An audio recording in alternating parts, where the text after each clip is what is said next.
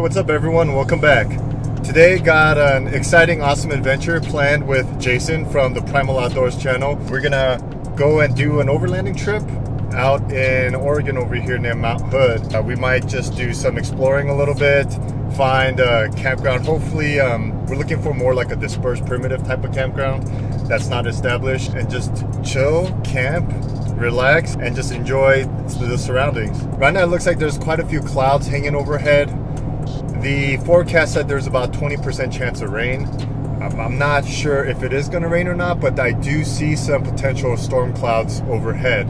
If it doesn't rain, that would be most ideal, but if it does, then that's still fine, because we'll, set up awnings or whatever just to cover ourselves from the rain and all that. Looking forward to just camping out with Jason and just having a good time. I'm gonna go meet up with him now, and we'll catch you back in a little bit.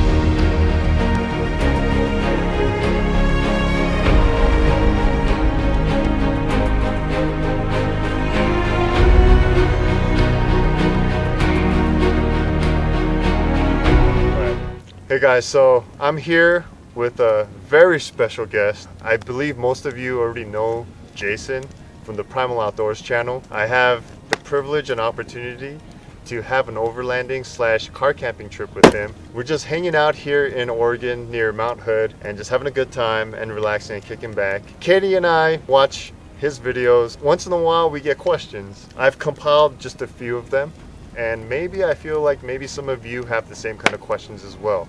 Since I have this opportunity to have him here, I figured, hey, I'm gonna twist his arm a little bit, ask him a few questions, maybe it'll answer yours, and we'll get to know Jason Darrah a little bit more. So, Jason? Cheers. Cheers. Well, I have to say, it's a privilege to be here with you, too. I've been watching your Instagram and everything, and you got a cool Instagram, and I've enjoyed following it, so...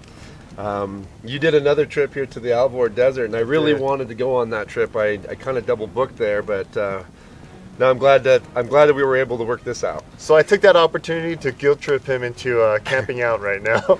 I didn't take much guilt trip. I'm excited to be here, and it's absolutely beautiful out tonight. Yeah. Earlier when we first got here, it was a little bit windy. There was some clouds up overhead, and there was a chance of rain in the forecast, but right now the winds have calmed down, died down. Still, yeah, and the temperature is pretty much perfect. All right, so before we go into the questions, like I said, I feel like a lot of you who are subscribed to my channel already know him, but for those of you who don't know who Jason is with the Primal Outdoors channel, maybe you can just give a brief description of what your channel is about and your content. Yeah, no worries. I pretty much just go out with my 2 old dogs and camp around mainly Oregon, but I do hit some other western states as well. I'm a big proponent of our public land system, and I like photography, and I just like to kind of capture what I'm doing through video and photography, and I like to do it hopefully in a very cinematic way so that it inspires people to want to get out and enjoy the outdoors themselves. I kind of always hope that somebody who watches my channel at the end of the video is going to be motivated and excited about hopefully getting out and doing some type of their own adventure there. So yeah, and I'll definitely link his channel in the description. Definitely gotta check it out. All right, first question. So I first initially subscribed to Jason from his backpacking, hunting. I was actually getting into hammocking, and he had some backpacking bushcraft with hammocking involved in his channels, but it's evolved into more of car camping and overlanding. So my question is, what kind of got you into more of this overlanding evolution from the backpacking? Yeah, for sure. So when I first started the channel, I had a whole different idea of what I thought the channel would be about. I spent a lot of time archery hunting, a lot of time up in the mountains, and I'd gotten into the bushcraft thing, trying to just better my own survival skills. I was spending a lot of time in the backcountry and just felt like I was a little weak in some points, and so that's what kind of drew me down the road of the bushcraft. And I was doing that for a long time, but life kind of things happen, and I've got 2 old dogs, and they would stay home with my wife, but then we got divorced. And when we got divorced, I realized that the dogs were going to be with me full time, and I needed to figure out a way at that point that I could still get out and do videos and enjoy the outdoors, but have the dogs with me. And I just didn't feel like at their age that trying to get them to carry packs and hike into the backcountry was going to be very capable for them. Plus, on top of it, I feed them the raw diet, so like trying to figure out food for them to go in the backcountry like that. So I started kind of looking down the avenue of car camping at the time. I knew nothing about overlanding whatsoever. I never even heard the term. I just, here in the States, I pretty much just looked at it as car camping or truck camping. And I started going down that road. And then, of course, like anything on YouTube, you start going down through there, you get into a little rabbit hole. And eventually I started seeing information about overlanding and overlanding gear, and it just appealed to me and kind of the direction that I felt I needed to go with the dogs. And I think it was a great decision.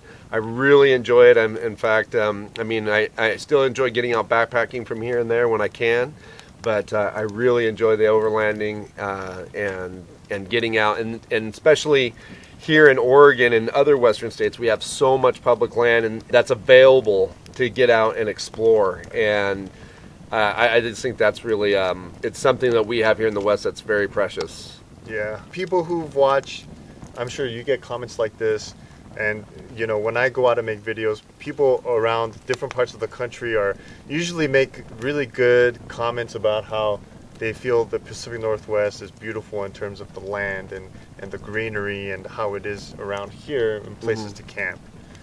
So. Yeah, and most definitely. Quite honestly, I really took this for granted until I had my YouTube channel and started getting those same kind of comments and realizing that not everybody had what we had here. And it's something that we definitely should take to heart and protect. So.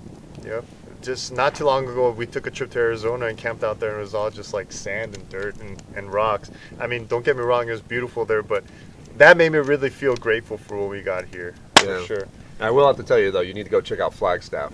Yeah, it's not all dirt and sand and rocks. Flagstaff is beautiful. It's a lot of forest, lot of greenery. Yeah, absolutely gorgeous. Sedona, go check that out. Okay, see, I was just being ignorant about that, I think, because I went to a part of Arizona which was all just dry. No, there definitely is, and I love the desert, and I think it's beautiful. But to give Arizona a little bit of prompts, there's definitely more to Arizona than desert. Yeah, right on, absolutely right on. Beautiful.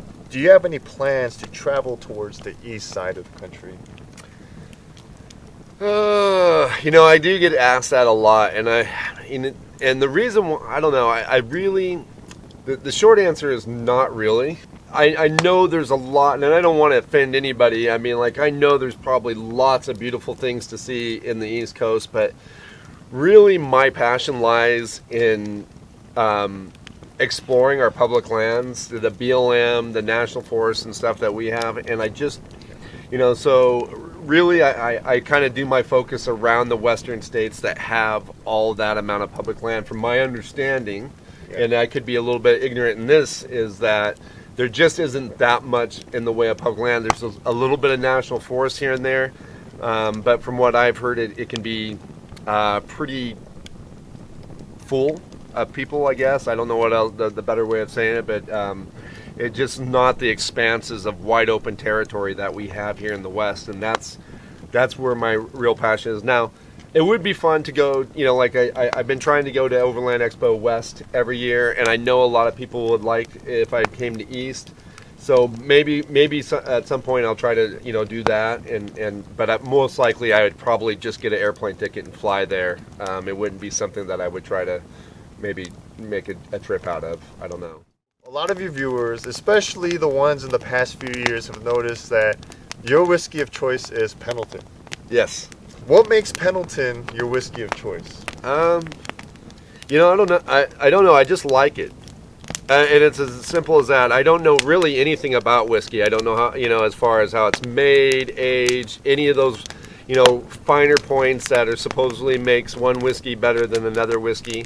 I don't know any of that stuff. I mean, quite honestly, a neighbor of mine introduced me to Pendleton whiskey years ago, and I never was much of a whiskey fan, but whatever, Pendleton just seemed to be smooth and easy to drink, and I enjoyed it, and so it just tastes good. And Pendleton seems to have like a fairly unique flavor in the fact that they've got a couple different varieties. They have their shelf whiskey, which is just the Pendleton whiskey.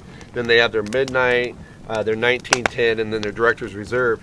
And I like them all. They're both all very smooth. Every single one of them that I can drink and tell that it's different but the same. You know, there's something about it that just lets me know that I am drinking Pendleton. You know, I've had a lot of people kind of explain to me about like, oh, well, this or that, you know, about whiskey and stuff like that. And quite honestly, it all goes over my head and I could care less. It just tastes good to me. It comes down to it. So as you can tell, Jason's not a whiskey snob. He's just more like, hey, I enjoy this, and I'm just going to drink it and have a good time. That's what we're drinking right now. In fact, tonight it's the 1910. The Pendleton 1910 is what's in the cup. Nice. So so if it was a few years ago with Pendleton, what did you drink beforehand? Just mainly beer. Beer? Right on. Yeah. See, beer to whiskey. It happens. Yeah. I mean, I still drink beer. I mean, we were drinking beer tonight. I mean, and that's true. I'll have a couple beers, and then usually in the evenings, in the summertime, I drink a little bit more beer. You know, if I'm out something like this, and it's the wintertime when it's cold that I don't really enjoy cold beer when it's freezing outside. So I'll go to something like Pendleton, and I really enjoy it more like when it's cold outside. Right on. Yeah. So it seems like there's always a transition. I used to drink cognac, like Hennessy and stuff, and then I got into whiskey with the Jack Daniels and the Jameson. All right, so I feel like I get some of these questions when I'm camping, backpacking, or overlanding, and I feel like maybe you get these too, which is, have you ran into any dangerous encounters with any 2- or 4-legged animals on your journeys and adventures? I get that question all the time, and the answer is yes. I am a hunter too, and I like archery hunting, and I do a lot of archery hunting in the West. I've had bear within 20, 30 feet of me. I've had one point in time, good story. I was cow calling for elk, and I was down in a drainage, and I could hear something coming through the brush, and I wasn't sure what it was, and it ended up being 3 cougars. Oh, shit. At one time, that came in, and I think it was a female with 2 older cubs. The 2 older cubs, as soon as they saw me and got wind of me, they just booked right back into the bush. The female sat there and yelled at me. She was like 30 yards away, and I remember, this is the YouTuber in me. Yeah. I'm sitting there and I'm thinking to myself, I'm like, I'm bow hunting, but I had my camcorder with me at the time back when I was just filming with a camcorder, and I'm thinking to myself, do I grab my bow just in case I need to like protect myself, or do I grab my camera? And it's like it's a tough call when you're making content. Yeah. In the end, I decided, since I don't have any video footage of it, I decided to grab my bow, because I did actually have a cougar tag, and I was so there was a part of me hoping that I might be able to do that, but things didn't quite work out. She just ran back off in the brush, but it was a cool experience. And the thing is, I feel like a lot of people, and it's kind of interesting because I've thought about making a video about this myself, but I think a lot of people they see all these survival shows that are on TV, and they totally dramatize, bear encounters and wolves and cougars and all this stuff. And people who are not familiar or spend lots of time, they get very fearful, or they have this feared idea of what it's like to be out in the outdoors. And I mean, it's nothing like that for me, at least here in the areas that I'm, used to. I have had bears, but every time I've had a bear within feet of me, as soon as he's seen me, he's gone. Like, he just, gone. He takes off. And I know there's probably different parts of the states where the bears have gotten very used to humans and things like that, and maybe you have to be a little bit aware. But for whatever reason here in Oregon, we just don't seem to have that issue, or at least that I've noticed. But it comes down to a thing that I talk about is I think you just have to, if it's something you're not familiar with, like not spending time outdoors, and you've seen all this stuff, you get this idea like, oh yeah, as soon as I go in the outdoors, a bear's going to maul me. That's just what happens because I've watched all these survival shows and that's what they've told me. Yep. But the reality is that's 9 times out of 10 that's never going to be the case. Absolutely. I mean, and I can't feel any different because I've kind of got this feeling from watching TV that if I went to New York City and got off the bus that my wallet would be stolen and then I'd be stabbed and then probably shot as soon as I walked off of it. Somebody who lives in New York City, probably, is aware that there are, dangers out there, but it's not something that they fear to the point that they just don't go out and do it and stuff like that. Like, I don't think about it. Like, it's not even a concern of mine if I'm going to see a bear or a cougar or whatever. When I'm packing up my gear, I'm not like, oh, geez, I hope I don't get attacked by a bear. Right. It's never even a consideration in my mind. Right. Now, as far as the two-legged people, that's probably, I think I probably would worry more about two-legged people than I do about the animals that are out there. Yeah. And for the most part, where I kind of spend my time, it's fairly remote areas, and so you don't run into people as much, so it's not a bad, but there has been some areas where you just kind of get that deliverance vibe, and I definitely then keep my handgun a little next to my pillow and and stuff like that. But but with that said, I have never had an issue.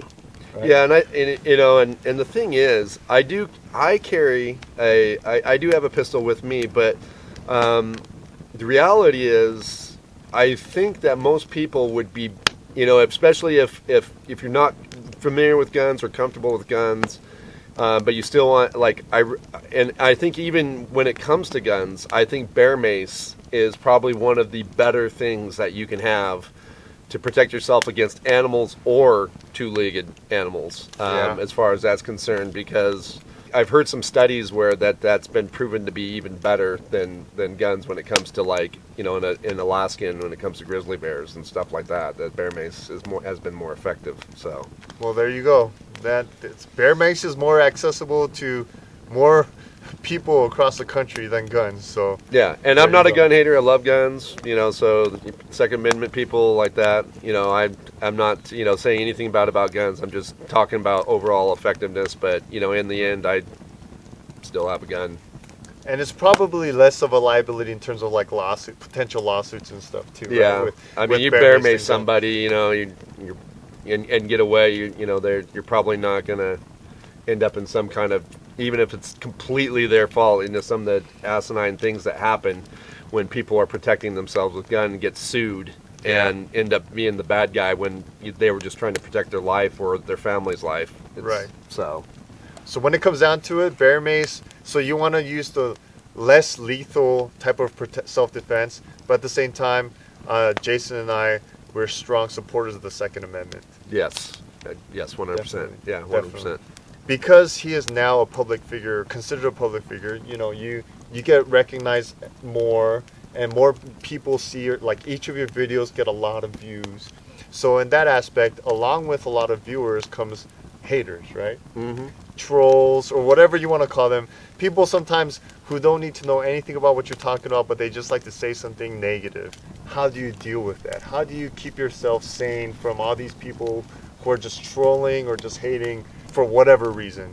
Right.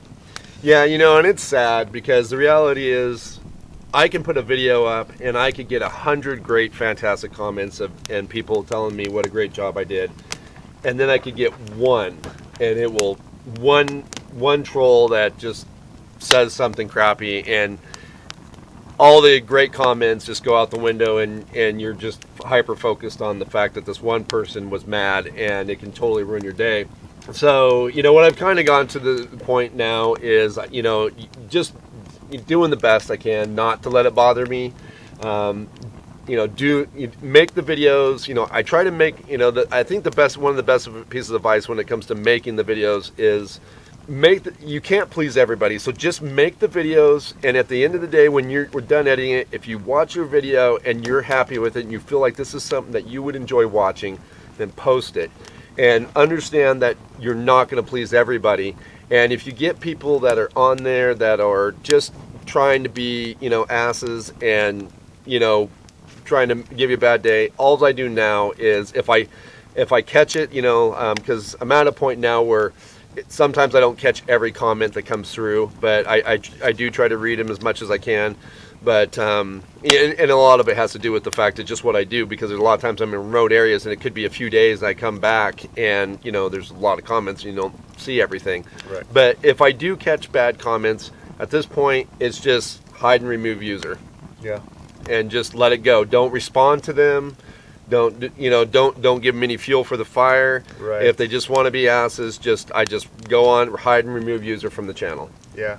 Yeah, there's that saying, do not feed the trolls, right? Like, they want to elicit a reaction. Yeah. They want to get you, and a lot of times, as sad as it may be, sometimes I kind of feel bad because sometimes these negative comments come from people who are, and it's not everybody, but, they say it's from people who, something is going on with their own personal lives or situation or jealousy or things like that. It may not apply to everyone who has negative comments, but when things like that happen, you just kind of let it be, let them have their opinions, and then just move on. Know that because there's so many other people, and the numbers prove it, that they love your channel, they follow you, they watch your videos, your views say it, your comments say it, and it's the majority that pretty much says. And I do want to clarify, like, if somebody actually has like constructive criticism, like if I can tell there's a difference between constructive criticism and somebody just coming on being just trying to elicit this response out of you, I won't take I won't hide those people. If they come on and say, hey, I would have preferred it if I didn't really care for the music, or or something like that. Something that's more of a constructive criticism. That's one thing. Yeah, that's fine. I'll leave that. Right. That's totally understandable. But somebody that's coming on and just leaving some awful comment just to be a butthead, then those ones, I definitely, I just hide and remove user and just get rid of them. But if it's, like I said, it's not that I want only good comments on my channel. I understand that, and I respect those people's opinions when they give me a respectful, constructive criticism. I'm not gonna delete those comments. Right. And then sometimes, and that's a good point, because sometimes I'll notice, like, for example, in one of my videos, I've had trolling comments as well as constructive criticism comments pointing to the same thing, which was the music was horrible. Yeah. And like, some people will say it nicely, some people will say it very harshly. Yeah. But at the same time, it tells you something when there's a lot of people saying something, right? Right. And then that's an opportunity to improve, which is, after that moment, the reason why the music sucked on that video was in that video there was a part where this woman came on and sang with a very high-pitched voice, which sounded like, if you ever watch Alvin and the Chipmunks, it was a high-pitched voice, and it was annoying to a lot of people. So after that point, I never put music in my video that has a high-pitched woman singing in the background. So it's an opportunity also, like, they say sometimes the people who give you the constructive criticism or the haters are sometimes your biggest fans, right? Yeah. So whichever way you take it, you gotta, it's like the lemons into lemonade kind of scenario. Right. And music's one of those things that's very subjective. So, I could have a video and I could have a comment that says, "Oh, I love your music choices."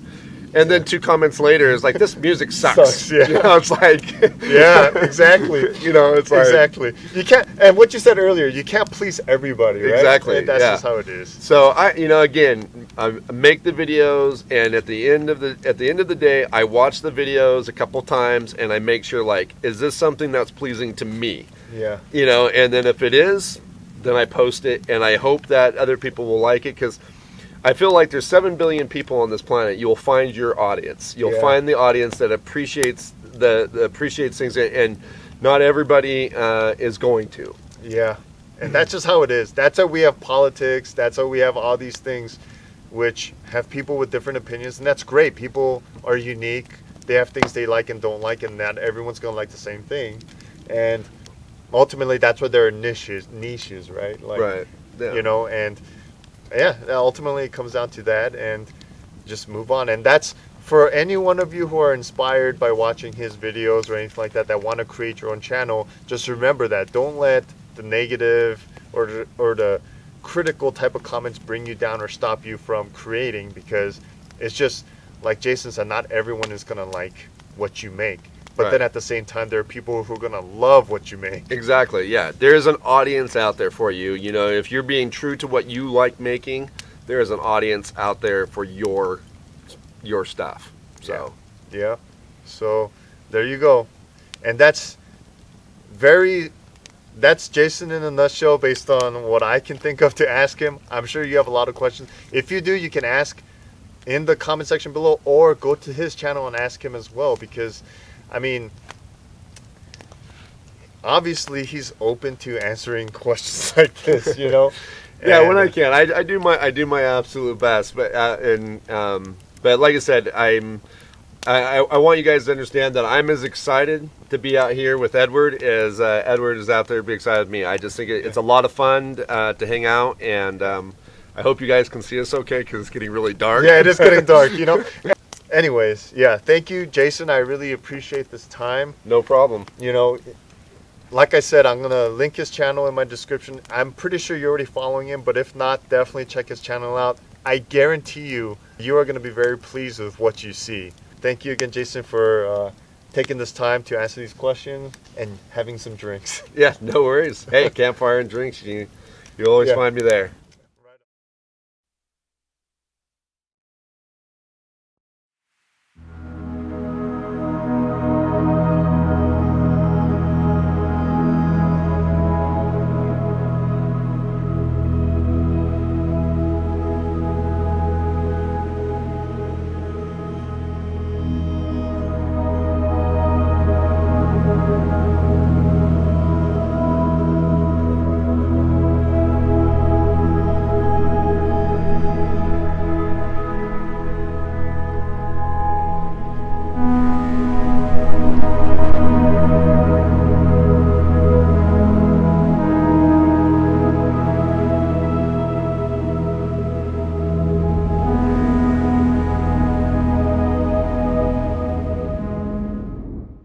Hey, good morning, everyone. So, hope you enjoyed that small little brief interview with Jason from the Primal Outdoors channel.